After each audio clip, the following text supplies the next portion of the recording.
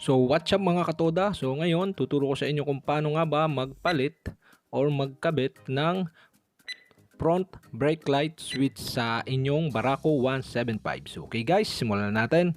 So ayun guys, ang aking front brake light switch is tinanggal ko na.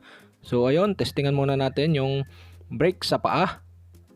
So okay mga katoda, umiilaw siya ang brake sa paa. So ayun mga katoda, simulan natin. Una natin tanggalin is yung side mirror para hindi siya makasagabal. Okay mga katoda, next naman natin tatanggalin is yung pinakang tornilyo niya. So ayun mga katoda. So dito sa may ilalim ng tornilyo, so dito nyo siya tatanggalin. So ayun mga katoda, wala na yung akin kasi natanggal ko na. Ayun mga katoda, after nyo matanggal yung pinakang tornilyo niya, so dito naman tayo sa adjustan mga katoda. So gawin nyo lang is pagtapatin nyo yung may pinakang baak, then itapat nyo dun sa daanan ng pinakang cable niya. So ayun mga katoda, ganun lang, itama nyo lang para matanggal nyo siya. Okay mga katoda, ikabit na natin ang ating switch sa ating brake sa una. So ayun mga katoda, gawin nyo lang is pasok nyo lang yung wire na dalawa dun sa butas. So ayun mga katoda, kapag naipasok nyo na, so batakin nyo na lang hanggang sa doon sa dulo niya. So dito naman sa dulo, ayun mga katoda, so makikita nyo dyan yung pinakang switch niya is merong pinakang lock, yung pinakang nakausbong doon sa pinakang switch. So ayun mga katoda, itama nyo lang dyan, may lana naman dyan, lana. So doon sa mga hindi na, mayroon naman yung papakita ko sa inyo yung maliit na yon. So dapat nakatama siya doon, yun yung pinakang lock niya para hindi umikot yung pinakang switch niya. So ayun mga katoda, kita nyo yung labas-masok na yun mga katoda. So ayun, tama na yung ating lagay mga katoda. Okay mga katoda, dito naman tayo sa pinakang switch niya. So okay, tanggalin natin yung cover. So ayun mga katoda, kapag natanggal na ninyo yung cover sa pinakang headlight, kasunod naman ninyong tatanggalin is yung pinakang headlight niya. So ayun mga katoda, dalawang tornilyo lang yan sa may kanan and kaliwa. So tanggalin nyo na lang yung pinakang tornilyo niya. So ayun mga katoda, pagkatanggal nyo ng headlight, so may makikita kayo dyan na dalawang wire. So yan lang yung wire na walang connection. So yan yung pinakang wire na i-connect nyo, yung green and black. So ayun mga katoda, ipasok nyo na lang dun sa ibabaw.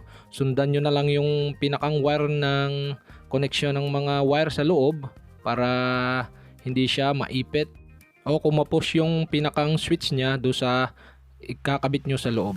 So ayun mga katoda, so medyo kapusin siya, so pero pwede na yan. So kita nyo naman yung green and black na wire. So ayun, ikabit nyo lang yung pinakang green dun sa blue na wire. So ayun, ang alam ko pwede naman siya magkabaliktad kasi switch lang naman siya. So ayun mga katoda, make sure lang na ilagay nyo na lang yung green to blue para tama yung inyong pagkakalagay. So ayun mga katoda, after nyo mailagay ang switch na yan, okay mga katoda, testingan muna natin. So gawin nyo lang is pindutin nyo yung pinakang switch niya doon, sundutin nyo lang.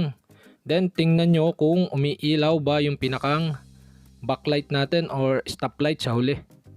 So ayun mga katoda, nailaw na siya. So ibig sabihin successful na naikabit natin yung pinakang brake switch niya do sa unahan. So ayun mga katoda, balik nyo na lang yung pinakang headlight niya. Then kabit nyo na lang uli yung pinakang tornilyo niya, doon yung dalawa, huwag nyo kalilimutan. Tapos pagkatapos niyan mga katoda, pagkakabit nyo ng tornilyo yung dalawa, so ibalik nyo na rin yung pinakang cover ng headlight. So ayun mga katoda, dalawang tornilyo na lang din yan mga katoda sa kaliwat kanan. So ayun mga katoda, after nyo maibalik yan, so ayun, dito naman tayo sa ayun mga katoda, ibalik na natin yung pinakang handle lever niya o lever niya doon. Then balik nyo yung tornilyo. Then ayun mga katoda, after nyo maibalik yung tornilyo niyan, so dito naman tayo sa pinakang cable. So ipasok nyo lang dyan.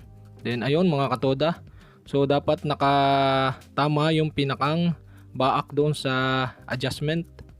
So ayun, yung pinakang adjustment dapat nakatama doon sa pinakang baak. So ayun mga katoda, batakan nyo lang. Then ayun mga katoda, naikabit na natin. So ayun mga katoda, pisil-pisilin nyo lang kung matigas. O kapag matigas na, so ibig sabihin may dala na yan. So ibig sabihin na kagat na yung preno niya. So adjust nyo lang doon sa adjuster. So ayun mga katoda, successful na natin na ikabit. So ayun mga katoda, kung may mga tanong kayo, mag-comment lang kayo below. At kung nagustuhan nyo tong video na to, i-like nyo na rin mga katoda. At kung hindi ko pa kayo subscriber mga katoda, mag-subscribe lang kayo sa aking YouTube channel. I-click nyo lang ang subscribe button at ang bell para ma-notify kayo kapag may mga bago akong video. So yun lang guys mga katoda, salamat sa panonood.